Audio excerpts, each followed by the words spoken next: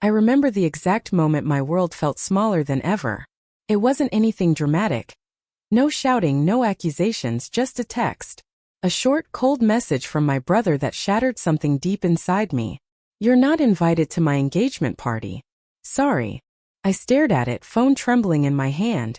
My stomach turned. My heart, well, it felt like someone had punched it, squeezed it, and left it to sink. I couldn't breathe. Not because I didn't expect disagreements, we had plenty, but because this felt final. Like he had built a wall around himself, and me, his own sister, was on the outside.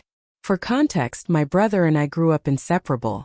We shared bedrooms, secrets, late-night talks, and even childhood dreams about who would marry first or move across the country. I thought we understood each other. I thought family meant loyalty, unconditional love.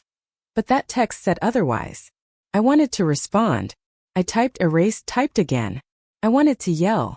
I wanted to cry. I wanted to beg for an explanation. But none of it seemed enough. So instead, I did what I do when my heart is breaking and the world feels too heavy. I packed a bag. And not just any bag. This was my escape. I bought a ticket to Hawaii. I needed to disappear for a while. I needed sun, sand, and waves that could drown out the noise of betrayal. I needed a place where I could breathe and remember who I was before family, or anyone, made me feel so small. The plane ride felt surreal. Clouds streaked past like slow-motion scenes of a life I thought I understood. I kept replaying the message in my head, over and over. "You're not invited." The words echoed in every corner of my mind. But then, as the plane dipped into the warm golden horizon of Hawaii, I felt a strange mix of anger, sadness, and relief. I had removed myself from the source of pain, and for the first time in hours I could actually think. When I landed, I didn't immediately feel the paradise people promise in travel brochures. I felt a hollow shell of my former self, wandering beaches alone, watching couples laugh, families gather. My brother's words haunted me, but so did the memory of all the times he had leaned on me, expected me to cheer him on, and then rejected me when it mattered most. But then, something strange started happening. My phone buzzed not once but over and over. Calls, messages, notifications. I had been ignoring them, still trying to process the emptiness inside me. Curiosity, however, got the better of me. And then I saw it, messages from mutual friends, some concerned, some hesitant. "Did you see what happened at the party? Your brother. He's in trouble. I think you need to know." My heart skipped. I had no idea what was happening back home. My plan was simple. Escape, heal, and forget the hurt. But fate, or karma, seemed to have a different plan. I remember sitting on a rock, waves lapping at my feet, feeling the salty wind whip through my hair. And suddenly fear, curiosity, and anticipation all collided inside me. My brother, the one who had dismissed me, was now in a situation that would change everything. And somehow I knew I couldn't ignore it. What happened next felt like stepping into someone else's life. A story I was living from thousands of miles away. The first message that made my pulse race simply read, "You should probably call me now." And that was where everything began to unravel. I called him, hands shaking. The voice on the other end was strained, almost desperate. My brother. My once close brother, sounding small. I didn't think you'd care," he said, almost whispering. I couldn't believe it. After everything, the cold text, the rejection, I actually cared. I cared so much it hurt. "Care? You uninvited me," I replied, voice low but controlled. "Why? What happened to us?" There was silence. I could hear the faint noise of a crowded room behind him. Music, chatter, laughter. And yet he sounded alone. Vulnerable. Broken. "It's complicated," he finally said. "But I messed up." The betrayal cut deeper than I could describe. This wasn't just about the party anymore. It was years of judgment, favoritism, and cold shoulders rolled into one moment. I felt my chest tighten and tears threaten to fall. But I refused them.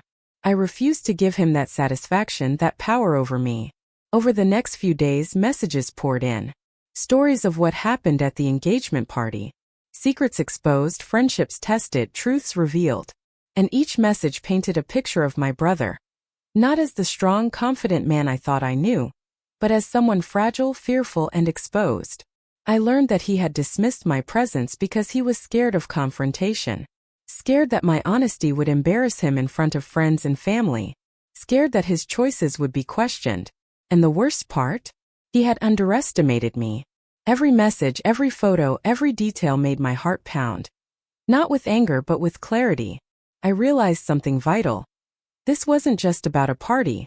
It was about respect, boundaries, and the silent power we all hold when someone tries to diminish us. I spent that week walking along Hawaiian beaches, feeling the sun warm my skin, thinking about my life, about my family, about the love I had given freely, and the betrayal I had endured silently. And slowly I began to feel a shift inside me. Pain was transforming into something stronger, into purpose. I'm done being small, I whispered to the waves one evening. I'm done letting people decide my worth. I started posting subtle updates on social media.